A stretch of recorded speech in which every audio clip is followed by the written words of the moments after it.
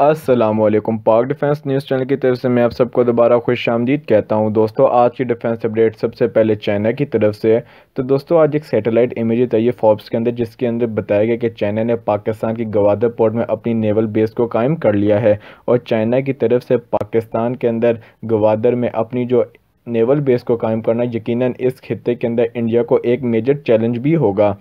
China की तरफ से इस तरह के इकदाम को क्यों किया गया और फोर्ब्स के अंदर जो सैटेलाइट इमेजेस दी गई हैं क्या वो कंफर्म है? तो दोस्तों, सबसे पहले हम बात करते हैं जो फोर्ब्स के अंदर जो इमेजेस आई हैं उनके अंदर सबसे पहले बताया गया कि जो बिल्डिंग कंस्ट्रक्ट की गई है वो हाई सिक्योरिटी कंपाउंड है और वहाँ पे मेजर जो रेडार स्टेशन है उनको भी बनाया गया। साथ ही साथ गवादर के अंदर जो करंट वाटर डीप पोर्ट है उसको भी डेवलप किया जा रहा है। और ये कहा जा रहा है कि चाइना की तरफ से इस जगह को 2019 में बिल्ड करना शुरू कर दिया गया था और अब 2020 में इसको ऑफिशियली तौर पर बिल्ड कर लिया गया है। यहाँ पे मुख्तलिफ टावर्स बनाए गए हैं जहाँ पे आर्म्ड जो नेवल पर्सन है उनको भी रखा जाएगा और स्टेट ऑफ द आर्ट यहाँ पे रेडार्स को भी लगा दिया गया है। साथ साथ ये भी बताया गया कि इस एरिया के अंदर मेजर ऑपरेशन भी किया गया था जिसके अंदर मुख्तलिफ जो BLA के मेम्बरान हैं उनको भी गिरफ्तार किया गया था। साथ साथ ये भी कहा गया कि यहाँ पे जो चाइना की तरफ से हाई सिक्योरिटी कंपाउंड को बनाया गया है यहाँ पे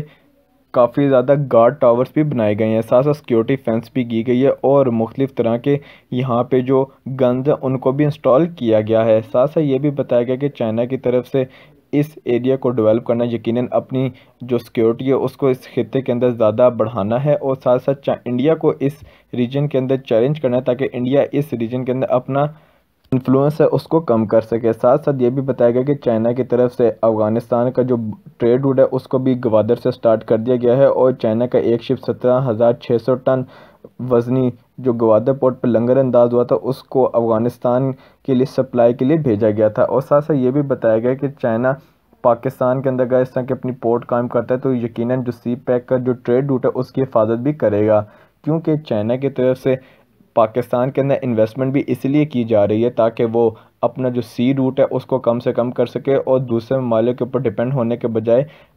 अपने नेबर कंट्री के साथ मिल के अपनी जो ट्रेड है उसको बचाए ताकि दूसरे ममालिक पे इन्हिसार कम करना पड़े। कल को जंग होती है तो उससे सबसे ज़्यादा नुकसान चाइना को होगा, क्योंकि चाइना अपनी मेजर जो ऑयल सप्लाईज़ है वो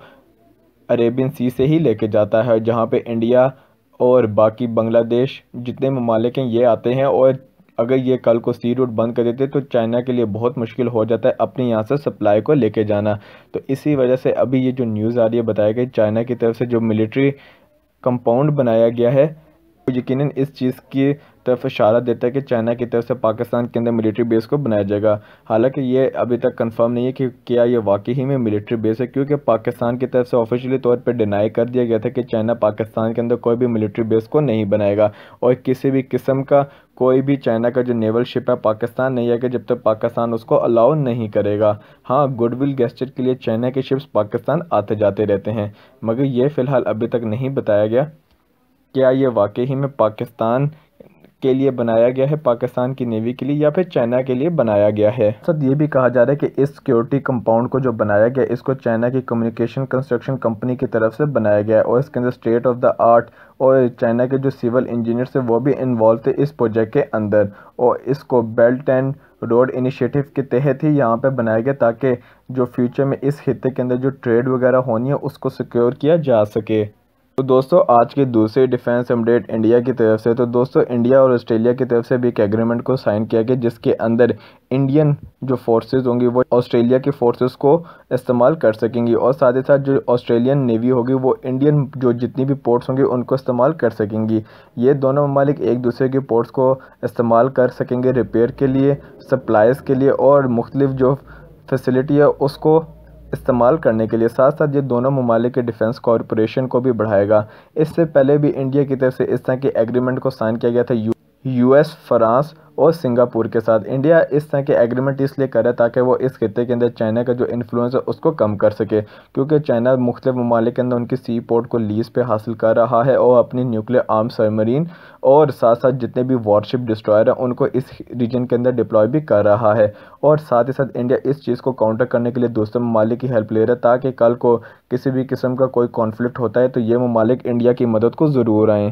साथ ही साथ इंडिया और ऑस्ट्रेलिया की तरफ से साइबर जो जैसी क्रिटिकल टेक्नोलॉजी है, माइनिंग, मिनरल्स और मिलिट्री टेक्नोलॉजी के अंदर, इसके ऊपर भी एग्रीमेंट को साइन किया गया ताकि ये दोनों ममालिक इस शोबे के अंदर भी एक दूसरे को हेल्प करें, क्योंकि चाइना और पाकिस्तान का जो आपस में गठबंधन है वो काफ़ी ज़्यादा मजबूत है और पाकिस्तान और चाइना जो है एक दूसरे के साथ साइबर वॉरफेयर के अंदर भी हेल्प करते हैं और मिलिट्री इंटेलिजेंस को भी एक दूसरे के साथ शेयर करते हैं। तो यही चीज़ को इंडिया ने अडॉप्ट किया है और ऑस्ट्रेलिया के साथ जो एग्रीमेंट साइन किया उसके अंदर भी इसी चीज़ का ख्याल रखा गया कि वो एक दूसरे ममालिक के साथ इस एग्रीमेंट को साइन करें ताकि एक दूसरे के साथ इंटेलिजेंस शेयरिंग को भी साइन कर सकें।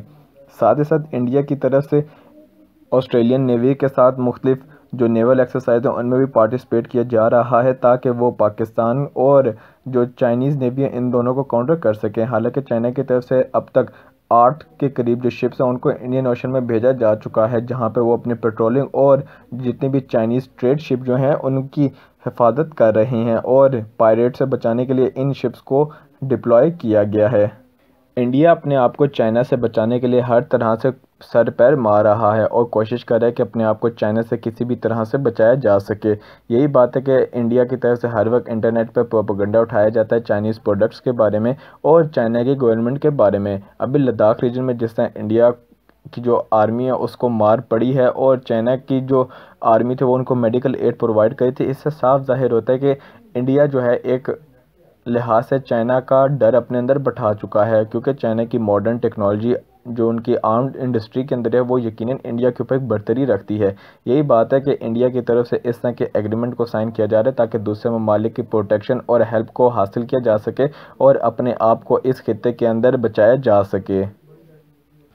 तो दोस्तों आज के तीसरे डिफेंस अपडेट टर्की की तरफ से। तो दोस्तों टर्की और रशिया की तरफ से अभी एविएशन इंडस्ट्री के अंदर और एयर डिफेंस सिस्टम के अंदर जॉइंटली डेवलपमेंट के बारे में डिस्कशन की जा रही है। इस चीज़ का खुलासा रशियन फेडरल सर्विस के जो मिलिट्री टेक्निकल कॉरपोरेशन है उनकी तरफ से कहा गया था। उनकी तरफ से कहा गया था कि रशिया और टर्की जो है आपस में जो एयर डिफेंस सिस्टम है उनको बनाने की बात कर रहे हैं और हो सकता है फ्यूचर में रशिया और टर्की मिल के S-500 को भी मिलाएं, क्योंकि रशिया की तरफ से जब टर्की को S-400 बेचे जा रहे थे तो टर्की की तरफ से ये बात की गई थी कि टर्की रशिया के साथ मिलकर मुख्तलिफ तरह के जो एयर डिफेंस सिस्टम है उनको बनाना चाहता है, क्योंकि टर्की की डिफेंस इंडस्ट्री काफ़ी मजबूत हो चुकी है और टर्की दूसरे ममालिक के साथ कोलैबोरेशन करके मुख्तलिफ डिफेंस की प्रोडक्ट्स बना रहा है। और टर्की की तरफ से रशिया को भी कहा गया था कि वो रशिया के साथ मिलकर मुख्तलिफ तरह के एयर डिफेंस सिस्टम पर काम करना चाहते हैं और जॉइंटली प्रोडक्शन भी करना चाहते हैं। और रशिया ने इसी चीज़ को ध्यान में रखते हुए अभी ये बात की गई है कि टर्की और रशिया अभी जॉइंटली जो एविएशन सेक्टर है उसके अंदर और साथ ही साथ जो एयर डिफेंस सिस्टम है उनको बनाने की जॉइंटली बात कर रहे हैं। इससे पहले टर्की की तरफ से रशिया से S-400 सिस्टम्स को ख़रीदा गया था, जिनकी डील $2.5 बिलियन की थी, जिसके अंदर रशिया की तरफ से 2 S-400 सिस्टम की जो बैटरी थी वो प्रोवाइड की जानी थी।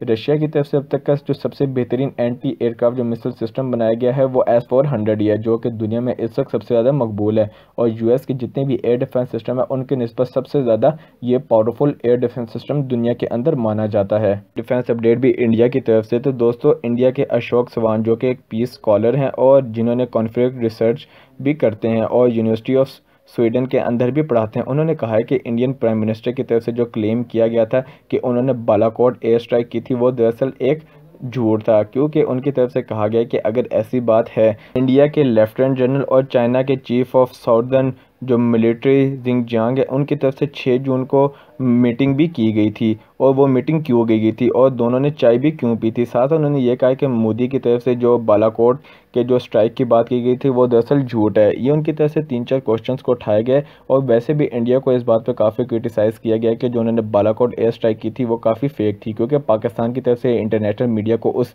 एरिया का विजिट कराया गया था जहाँ पर इंडिया ने सो कॉल्ड बालाकोट स्ट्राइक की थी, जिसमें उनकी तरफ से कौवों को मारा गया था। यही बात है कि इंडियन एयरफोर्स की तरफ से अब तक सही तरीके से प्रूफ नहीं किया गया, और इंडिया की तरफ से कहा गया कि हमें कई ममालिक ने कहा है कि इंडिया ने जो सैटेलाइट इमेजेस दिखाई वो बिल्कुल प्रूफ हैं और यहाँ पे जो टेरर कैंप्स थे। हालांकि उन ममालिक की तरफ से भी ऐसा अभी तक ना उनके नाम बताए गए, ना उनकी तरफ से ऐसा कोई प्रूफ दिया गया जिससे जाहिर हो सके कि ये वाकई ही में इंडिया की एक सक्सेसफुल स्ट्राइक थी। हालांकि पाकिस्तान की तरफ से 2 इंडियन जेट्स को गिराया गया था और इंडिया की तरफ से इस चीज़ को क्लेम भी कर लिया गया था, और उन्होंने बाद में डिमांड की थी अभिनंदन की, जिसको पाकिस्तान की अथॉरिटीज़ ने इंडिया को दे दिया था और गुडविल गेस्चर के तौर पे। तो दोस्तों, अब तक कहते हैं कि आपको हमारी वीडियो पसंद आई तो लाइक करें, शेयर करें, सब्सक्राइब करें और कमेंट्स करके अपनी राय का इजहार ज़रूर दें और बेल आइकन दबाना भूलें। मिलते हैं अपनी अगली वीडियो में, अब तक के लिए इतना ही। खुदा हाफिज़।